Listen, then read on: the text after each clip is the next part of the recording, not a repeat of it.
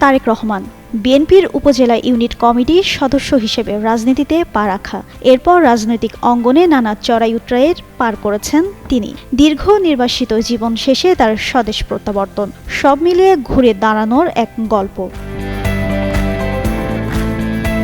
1965 সালের 20 নভেম্বর জন্ম তারেক রহমানের। বিএনপি দেওয়া তথ্য অনুযায়ী মুক্তিযুদ্ধের সময় আরও অনেক সামরিক কর্মকর্তা পরিবারের সঙ্গে জিয়াউর রহমানের পরিবারকেও বন্দী করা হয়েছিল। তখন তাদের দুই ছেলে তারেক রহমান ও প্রয়াত আরাফাত রহমানও বন্দী ছিলেন। দলের ওয়েবসাইটে থাকা তথ্য অনুযায়ী সামরিক শাসক হুসেইন মোহাম্মদ এরশাদ বিরোধী আন্দোলনের সময় তারেক রহমানও তার মায়ের সঙ্গে রাজপথে আন্দোলনে যোগ দিয়েছিলেন এবং ওই সময় 1988 সালে বগুড়া জেলা বিএনপির গাবতলী উপজেলা ইউনিটের সদস্য হিসেবে তিনি আনুষ্ঠানিক বিএনপিতে সক্রিয় হন।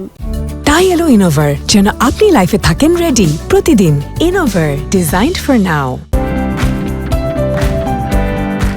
যদিও দলের কয়েকজন নেতা ও চেয়ারপারসনের উপদেষ্টা পরিষদে আছে এমন কয়েকজন জানিয়েছেন, তারেক রহমানের দলীয় রাজনীতির সঙ্গে আনুষ্ঠানিক যাত্রা শুরু হয়েছিল 1991 সালের সংসদ নির্বাচনের মাধ্যমে এবং সেই সময় খালেদা জিয়া যে 5টি আসনে নির্বাচন করেছিলেন তিনি সেগুলোর দেখভাল করেছিলেন। তবে দলের রাজনীতিতে তার শক্ত প্রভাব শুরু হয় 2001 সালের সংসদ নির্বাচনের মাধ্যমে।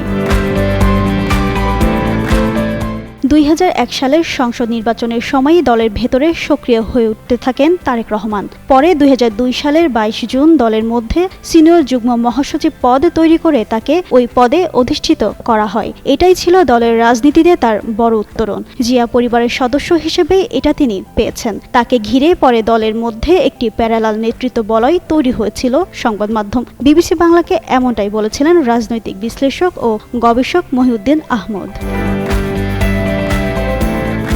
এরপর 2009 সালে দলের সম্মেলনে তাকে সিনিয়র ভাইস চেয়ারম্যান করা হয়। সেই ধারাবাহিকতায় 2018 সালে দুর্নীতির মামলায় খালেদা জিয়া জেলে যাওয়ার পর তাকে দলের ভারপ্রাপ্ত চেয়ারম্যান হিসেবে ঘোষণা করে বিএনপি। সবশেষ দীর্ঘ 17 বছরের নির্বাসিত জীবন শেষে দেশের মাটিতে পা রাখেন তারেক রহমান। দলের শীর্ষ এই নেতার রাজকীয় সংবর্ধনা জানাতে জনস্রোতে পরিণত হয় পুরো রাজধানীর 300 ফিট এলাকা। জিন্নাত আরা ঋতু, যুগান্ত নিউজ।